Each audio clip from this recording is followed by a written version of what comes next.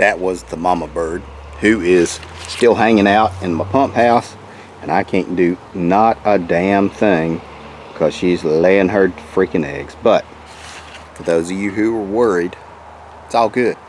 Mama bird, she's pissed, but she's sitting on the eggs, and that's really good. I don't know, I might put some sunflower seeds or something out here for her. So just kind of a quick update. Ain't it pretty? Ultimately, my plan is to put a cabin right here. I have a lot of people who want to come visit from YouTube and Facebook and everything, and this would be their place. Little outhouse over there,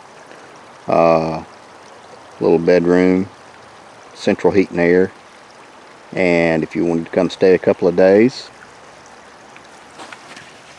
not too shabby. Might do some videos, everybody that comes out. So thanks for watching, guys. Y'all gonna make some mayhem.